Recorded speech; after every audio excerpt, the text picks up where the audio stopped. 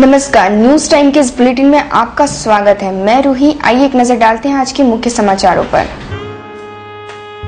बारीडीह फौजा बगान में टाटा स्टील के पूर्व कर्मचारी और उसकी पत्नी व पुत्री की गला रेतकर नृशंस हत्या। धटकेडी में दिन दहाड़े फूका गया आजसू पार्टी का कार्यालय। फिरोज खान ने कहा, मदरसा फैजलुम के लोगों का है हाथ। और गुरु नानक देव जी के प्रकाश उत्सव पर शहर में निकला विशाल नगर कीर्तन। अब खबरें विस्तार से। बारीडीह फौजा बगान में बीती रात कुछ अज्ञात अपराध कर्मियों ने टाटा स्टील के पूर्व कर्मचारी रतन चटर्जी, 55 वर्षीय पत्नी श्यामली चटर्जी और 17 वर्षीय पुत्री प्याली चटर्जी की धारदार हथियार से गला रेतकर नृशंस हत्या कर दी। इस मामले में मृतक के दामाद प्रलय दास को पूछताछ के लिए हिरासत में लिया गया है। पुलिस मामले की जाँच में जुट गई है। मृतक की बड़ी पुत्री सोनाली चटर्जी का 2 माह पूर्व बिरसा नगर निवासी प्रलय दास नामक युवक से लव मैरिज हुआ था, जो बारीडीह मार्केट में फूल बेचता है। पुलिस ने घटना के बारे में सोनाली से भी पूछताछ की। मृतक रतन चटर्जी अपनी पत्नी और पुत्री के साथ फौजा बगान स्थित S/22 158 नंबर के टिस्को क्वार्टर में रहते थे। शारीरिक अस्वस्थता के चलते उन्होंने कुछ दिन पूर्व ESS ले लिया था। उनकी छोटी पुत्री प्याली चटर्जी ग्रेजुएट कॉलेज में BCA की छात्रा थी और छोटे बच्चों को ट्यूशन पढ़ाती थी। बुधवार सुबह जब कुछ बच्चे ट्यूशन पढ़ने के लिए उसके आवास पर पहुंचे तो अंदर से दरवाजा बंद था। बच्चों ने पास पड़ोस के लोगों से घर का दरवाजा बंद होने के कारणों के बारे में पूछा तो उन लोगों ने भी दरवाजा खुलवाने की कोशिश की। जब दरवाजा नहीं खुला तो इसकी जानकारी रतन के बिरसा नगर स्थित बड़ी बेटी और दामाद को दी। उन लोगों ने तुरंत इसकी सूचना पुलिस को दी। पुलिस जब दरवाजा तोड़कर अंदर घुसी तो माँ बेटी का लहूलुहान शव एक पलंग पर पड़ा था, जबकि रतन की लाश फर्श पर पड़ी थी। रूम में चारों ओर ब्लड बिखरा हुआ था। पुलिस ने मामले की जांच के लिए खोजी कुत्ते का सहारा लिया, लेकिन समाचार संकलन किए जाने तक मामले का खुलासा नहीं हो सका है। फिलहाल पुलिस मृतक के दामाद को हिरासत में लेकर पूछताछ कर रही है। पड़ोस की एक महिला के अनुसार रात 10 बजे तक रतन चटर्जी के आवास में चहल पहल की आवाज सुनी गई। स्वभाव तो अच्छा ही था उनका, ऐसा कुछ था नहीं। अगल बगल सब मिलजुल के ही रहते थे, किसी से लड़ाई झगड़ा नहीं। कितने बजे तक आप लोग इनसे बातचीत की है? उससे तो बात नहीं, लेकिन हम आवाज़ सुने, ताला बंद कर रहे थे ग्रिल का, सोने जा रहे थे, तब हम आवाज़ सुने। रात 10 बज रहे थे। सुबह आपको कोई जानकारी में क्या मिली? सुबह यही 8:30 बजे बच्चे ट्यूशन आते हैं ना, वही दरवाज़ा, फिर हम लोग सब बोले नहीं दरवाज़ा नहीं खोले थे, देखिए जाके तो लॉक था। तो फिर हम लोग बोले सब पुलिस को बुलाया जाए, फिर उनको इन्फॉर्म किया गया तो ये सब आए। मैरिज किए थे, बात सच बोल बोलते हैं। बात किए थे तो पापा मम्मी एक्सेप्ट कर, हम लोग किसी से शादी किया। मेरा घर तो बहू है ना, सास मैं हम काकी सास है, आपकी मेरी सास। मेरा घर तो बहू बहुत दुलारी है। आप कहाँ रहते हैं? बिरसा नगर। किस लिए ले जा रहे हैं? पूछताछ करेगा साहब, किस कैसे पूछताछ करेगा? मेरे से भी पूछताछ करेंगे ना, फिर हम भी चलते हैं। मेरे से भी, हम तो इनके वाइफ है ना, लीगली हम वाइफ है ना उनके, तो मेरे से भी पूछताछ हमको करना पड़ेगा। क्या मेरे पापा के ये दोषी है क्या? ऐसे कैसे ले जाएंगे आप लोग इनको? हम भी देखते हैं, हम भी चलेंगे। चलिए लेके आप हमको भी। क्या नाम है आपका? बोल नाम बोल दो। नाम बताइए, क्या नाम है? राहुल दास। अभी आपको जो पुलिस लेके जा रही है, क्या बोल के लेके जा रही है? मेरे को बोल रहे चलो तुम्हारा बयान लिया जाए। हेलो, आप कौन है इस परिवार का जिनका हत्या हुआ है? दामाद है। शादी हुई थी आपकी? शादी कब हुई थी आपकी? 2 महीने पहले। आप लोग लव मैरिज किए? ये कैसे मौत हुई उधर कुछ पता है? हमने तो बोला बुला के हम दुकान में थे। वहीं DSP KN चौधरी ने घटना के बारे में जानकारी देते हुए कहा कि 3 लोगों की धारदार हथियार से मारकर नृशंस हत्या की गई है। पुलिस मामले की जांच कर रही है। बॉडी तो बेड पर पड़ी हुई थी, 2 बॉडी, एक नीचे में थे उनके पिता की। किस चीज से, मतलब धारदार हथियार, तेज धार हथियार से। कहाँ वार किया गया? गर्दन। वेपन्स वगैरह रिकवर हुआ है? नहीं, अभी हम देख रहे हैं पीओ। अच्छा, एक ही रूम में थी या एक ही रूम में थी? तीनों एक ही 2 बेड पर, एक नीचे। दामाद को भी शायद हिरासत में ले गया? नहीं, पूछताछ के लिए। अच्छा, ये क्या घर अंदर से पूरा बंद था?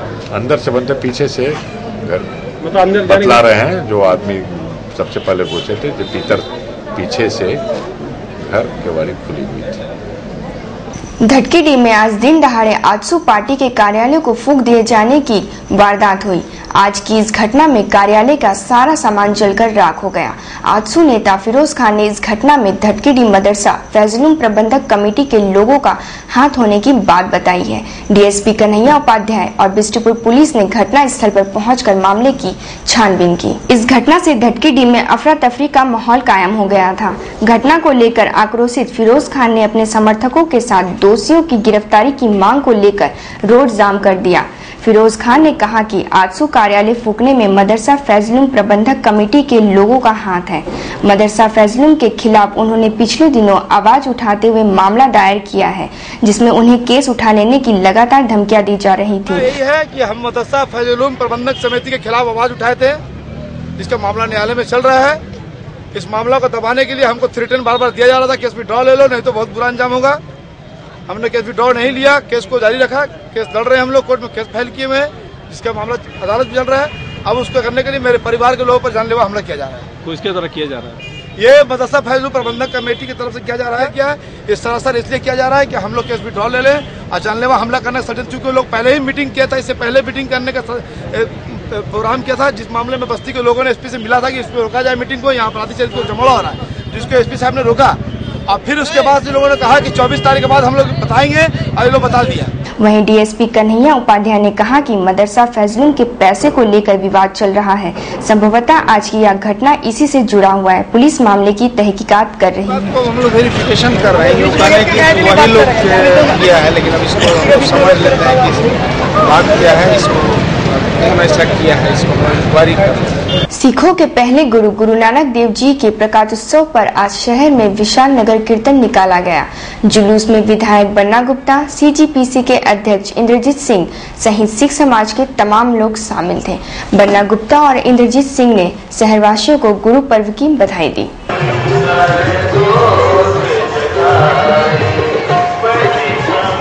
गुरु नानक देव जी का 544वां प्रकाशोत्सव है, जिसके लिए झंटू गुरुद्वारा प्रबंधक कमेटी की तरफ से जमशेदपुर के सभी वासियों को हम इसके बधाई देते हैं। गुरु नानक देव जी का जन्म ऐसे समय में हुआ जब अत्याचार का बोलबाला था। उस समय परमात्मा ने गुरु नानक देव जी को महाराज भेजा। उन्होंने ऊंच नीच भेदभाव जात पात को खत्म किया। इसके लिए जमशेदपुर वासियों को किसी के बधाई देते हैं। नानक देव जी का 544वां जन्म दिवस है और हम सारे लोगों को बहुत बहुत बधाई देते हैं कि इस महान पर्व में सभी लोग शामिल हैं और हम लोग इस यात्रा में शामिल हैं। जमशेदपुर की सुख शांति समृद्धि की कामना करते हैं। नगर कीर्तन सोनारी गुरुद्वारा से निकला, जो circuit house straight mile road होते हुए साक्षी गुरुद्वारा पहुंचकर समाप्त हुआ। जुलूस में काफी संख्या में गुरुद्वारा स्कूल के बच्चे शामिल थे, जो अपने हाथों में गुरु नानक देव जी के संदेशों से संबंधित लिखी तख्तियां और बैनर लिए हुए थे। गुरुमंच साहिब की पालकी आकर्षक ढंग से सजाया गया था। नगर कीर्तन को देखने के लिए शहर का सिख समाज सड़क पर उतर आया था। जुलूस में शामिल लोगों की सेवा में पूर्व विधायक अमूल्य सरदार और सिख समाज के कई गणमान्य लोग व्यस्त दिखे।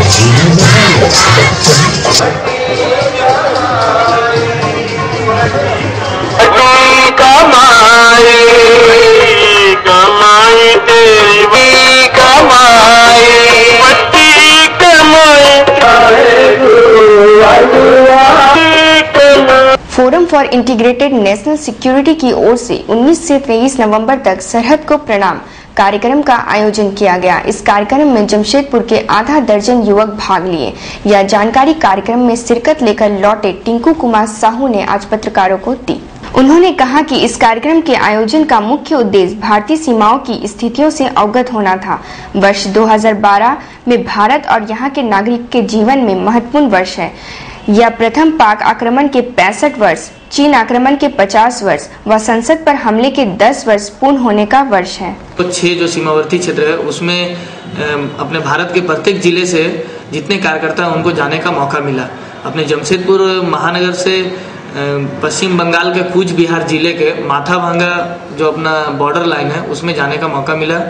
और फिन्स जो संस्था है आगे हम लोग वहाँ से जो प्राप्त जानकारी हुई बॉर्डर से जितने कार्यकर्ता लोग जो देख के आए और समझ के आए उसको अपने जन जन तक पहुँचाना, ये इस जो फिन्स का ये उत्तरदायित्व है कि इसको हम लोग को पहुँचाना है। कार्तिक पूर्णिमा के मौके पर आज सैकड़ों श्रद्धालुओं ने स्वर्ण रेखा और खरकाई नदी में डुबकियां लगाई तथा यथासंभव गरीबों को दान किया। कुछ श्रद्धालु महिलाओं ने कहा कि नदी में आज के दिन स्नान करने और गरीबों को दान करने का अपना एक अलग महत्व है। गंगा जी के पूजा होगा है बाबू, जहाँ जहाँ मंदिर है तहाँ पूजा होगा। आज सुबह नदी में स्नान करने से क्या मिलता है? बहुत अच्छा, बहुत अच्छा। आज जितना पाप रहता है सब मिलता है, पाप कटता है। 5 साल से कर रहे हैं, लेकिन कार्तिक पूर्णिमा बहुत शुभ होता है। दुनिया संसार का माने एक पूर्णिमा दुनिया के लिए होता है, संसार के लिए है। जमशेदपुर महिला कॉलेज की स्थापना के 60 वर्ष पूरा होने के उपलक्ष्य में 3 दिसंबर को कदमा स्थित शहीद निर्मल महतो स्टेडियम में गाला म्यूजिकल नाइट कार्यक्रम का आयोजन किया जा रहा है, जिसमें अलका याग्निक और अभिजीत भट्टाचार्य अपने गीतों को प्रस्तुत करेंगे। यह जानकारी कॉलेज की प्राचार्य डॉक्टर शुक्ला मोहंती ने पत्रकारों को दी। उन्होंने जमशेदपुर महिला कॉलेज के 60 वर्षों के इतिहास पर प्रकाश डालते हुए कहा कि 6 बच्चों को लेकर शुरू हुआ यह स्कूल आज एक विशाल कॉलेज का रूप ले चुका है। आज यहाँ 13,000 छात्राएं पढ़ती हैं। कॉलेज में 13 वोकेशनल कोर्स सफलतापूर्वक चल रहे हैं। इस मौके पर टाटा स्टील कॉर्पोरेट कम्युनिकेशन के प्रभात शर्मा, टाटा स्टील खेल विभाग के कैप्टन अमिताभ सहित कई लोग मौजूद थे। मिडिल स्कूल था वहाँ आया, वहाँ 1962 में जीआरडी टाटा को उन्होंने बुलाया। उन्होंने वो देख के उन्होंने ये जमीन जो अभी जहाँ हम लोग हैं वहाँ पर 62 में मिला। ये पत्थर स्कूल करना था, यहाँ 62 से हम लोग आए। तो ये 53 से आज तक का सफर है। ये 60 सालों के सफर में 6 बच्चों के साथ 6 या 13 बच्चों के साथ शुरू किया हुआ ये सफर आज 13,000 बच्चियां हैं हमारे पास। उसमें इंटर में ये शुरू किया गया। हम लोग उसमें अपना एक सोवेनियर छाप रहे हैं, उसमें सारा माइलस्टोन्स दे रहे हैं। पटमदा प्रखंड के मार्केटिंग ऑफिसर को हटाने की मांग को लेकर आजसू के लोगों ने आज पिल्टान गांव के पास जमशेदपुर पटमदा मार्ग को घंटों जाम किया।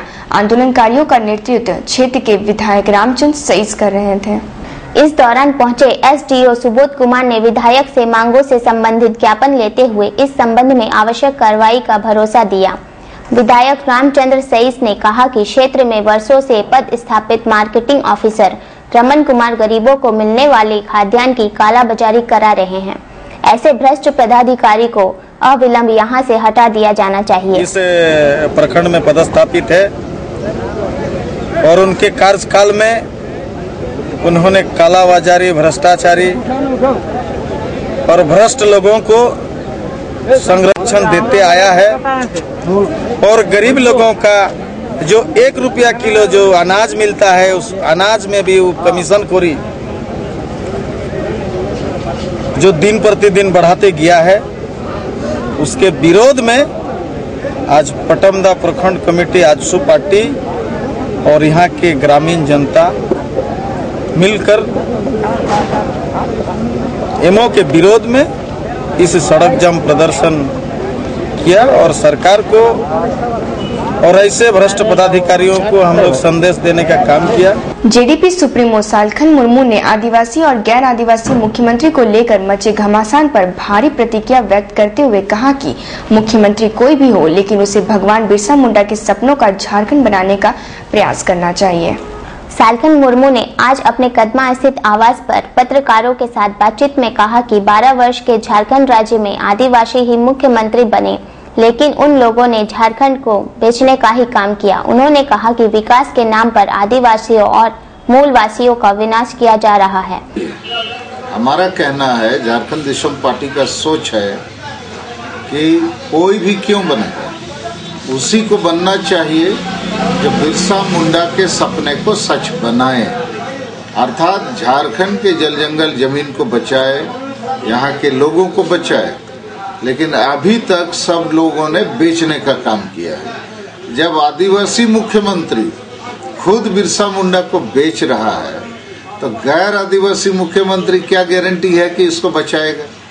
तो हम लोग की मांग है कि कोई बने, मगर जो सपना झारखंडी लोगों ने देखा था उसको सच बनाना चाहिए।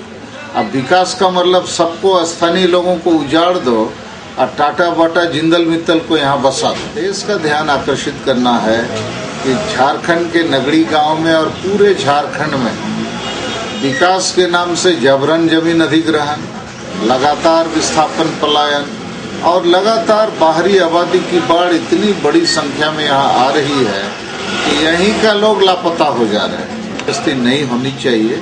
संविधान, कानून, मानवाधिकार का पालन होना चाहिए। पार्लियामेंट में बम फेंका था इसलिए नहीं कि कोई मरे, लेकिन अंग्रेजी हुकूमत का ध्यान आकर्षित करने के लिए कि भारत के लोग आज़ादी चाहते हैं। तो हम लोगों ने भी उसी प्रकार पुतला जलाया कि ध्यान देश का आकर्षित हो, झारखंड में सबको न्याय मिले। लेकिन बाबूलाल मरांडी और स्टीफन मरांडी भी उस जमीन को 5वीं अनुसूची और संताल परगना टेनेंसी एक्ट का वायोलेशन करके दिया। माने पहले इन्हीं लोग गोलमाल किया है संविधान के साथ। कौन कंपनी? पेनम कंपनी, पंजाब की एक कोयला कंपनी है जो पाकुड़ जिला से कोयला लेकर पंजाब में बिजली बनाती है। तो वहाँ जो कोयला खदान का जमीन आवंटन लीज दिया गया वो अपने आप में संविधान, कानून का उल्लंघन है।